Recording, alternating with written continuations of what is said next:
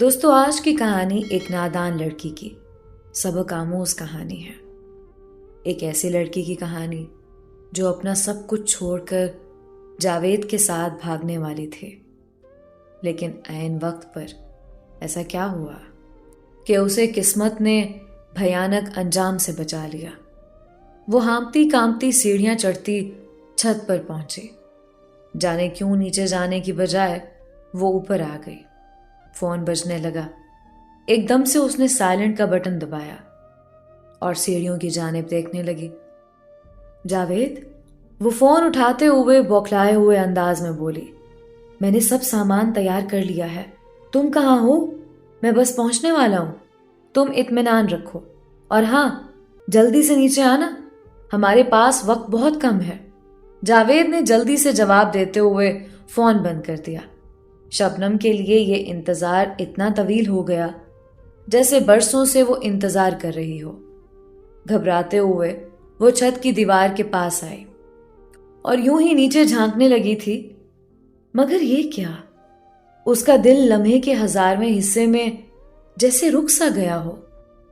जावेद गली के नुक्कड़ पर बाइक पर अपने 2 दोस्तों के साथ था और उसके दोनों दोस्त बाइक से उतरकर एक साइड पर हो गए और जावेद का रुख शबनम के घर की जानिब था।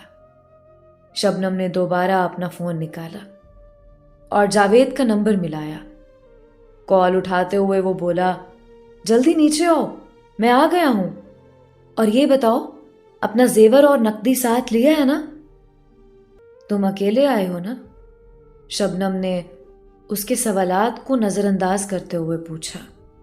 हाँ, मैंने अकेले आना था, तो जाहिर है अकेला ही आया हूं ना, जावेद झुंझुलाते हुए बोला। तुम फौरन आओ, वक्त कम है, वो घड़ी की तरफ देखते हुए दोबारा बोला। मगर शबनम पर तो जैसे सुकूत तारी हो गया।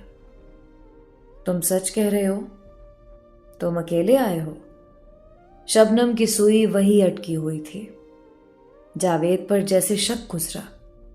वो फौरन नरम अंदाज अपनाते हुए बोला, क्या कोई अपनी जिंदगी से भी झूठ बोल सकता है? मैं तुम्हें किस तरह यकीन दिलाऊं कि मैं तन्हा हूं? तुम आओ और खुद देख लो, मैं तन्हा आया हूं। अब की बार वो कुछ ज्यादा ही तफसील से जवाब दे गया। दोनों तरफ सुकूत छा गया। शबनम की आवाज ने सुकूत तोड़ा तो जैसे जावेद पर हैरतों का पहाड़ टूट पड़ा। वो कांपती आवाज में बोले, चले जाओ और अब दोबारा कभी मेरे घर का रुख ना करना। अगर तुम यहां आए तो जान लो, मुझसे बुरा कोई ना होगा। उसे अपनी आवाज किसी खाई से आती महसूस हुई। कौन सी दोस्त थी मेरी ऐसी जिसने मुझे तुमसे मिलने से ना रोका हो? मगर मैंने किसी की ना सुनी, यहां तक कि अपने मां बाप को धोखा देने चली थी। उनकी आंखों में धूल झोंक कर मैंने तुम्हें अहम जाना और तुमने आज बता दिया। मुझसे बढ़कर कोई पागल हो ही नहीं सकती। बेदर्दी से वो गाल रगड़ती कॉल बंद करने लगी कि वो बोला, तुम अगर मेरी असलियत जान ही चुकी हो तो सीधी तरह जेवर और नकदी मुझे दे दो, वरना मैं तुम्हारी तस्वीर सोशल मीडिया पर डाल दूंगा। फिर तुम किसी को तो क्या, अपने घर वालों को मुंह दिखाने के काबिल ना रहोगी। गुस्से से बोलता वो चुप हुआ। हर बेईमान इंसान की तरह वो अपनी असलियत पर उतर आया, मगर शबनम पर उसका असर ना पड़ा। वो फट पड़ी, जाओ, जो जी में आए कर लो, मैं किसी सूरत तुम्हें फूटी कौड़ी नहीं देने वाली। और एक बात याद रखना, जब कोई तौबा करे तो वो, उसने आसमान की तरफ शहादत की उंगली उठाते हुए कहा, वो किसी की तौबा रद्द नहीं करता और जब आजमाता है तो अपने बंदे को रुस्वा नहीं करता। ये कहते ही उसने फोन बंद करके दीवार पर दे मारा और ऐसे रोने लगी जैसे उसका कोई अपना मर गया। मर ही तो गया था उसका ज़मीर। आह, क्या होता अगर मैं छत पर ना आती और उसके दोस्तों को ना देख लेती।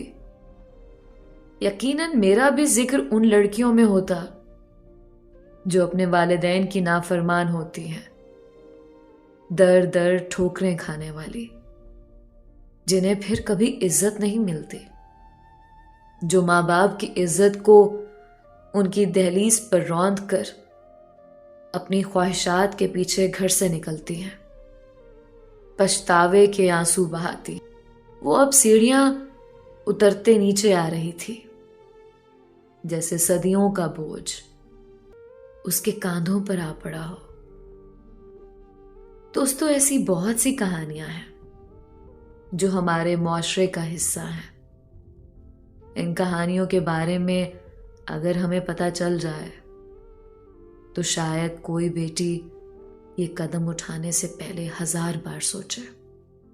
दोस्तों, मेरी पूरी कोशिश होती है कि मैं तमाम लड़के और लड़कियों के लिए इस जिंदगी और इस दुनिया की तल्ख हकीकतों और सच्ची कहानियों को पेश करूं। क्या पता मेरी कोई कहानी सुनकर किसी को कोई सबक मिल जाए और वो अपनी जिंदगी को बर्बाद होने से बचा ले। दोस्तों, बहुत कम वक्त है ये जिंदगी जीने का। खुद को पाक रखें, बाकिरदार रखें, अपने किरदार को दागदार ना होने दें। ये जिंदगी बहुत कम मोहलत दे रही है हमें कुछ अच्छा करने की। कुछ अच्छा कीजिए, अपने रिश्तों का ख्याल कीजिए, उनको वक्त दीजिए, उनको प्यार दीजिए, खुद को मजबूत और बाहिम्मत बनाएं। उम्मीद करती हूँ कि मेरी आज की कहानी तमाम लड़कियों को बहुत पसंद आई होगी। अपनी राय का इजहार कमेंट्स बॉक्स में ज़रूर कीजिएगा।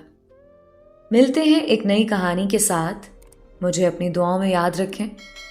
अल्लाह निगहबान।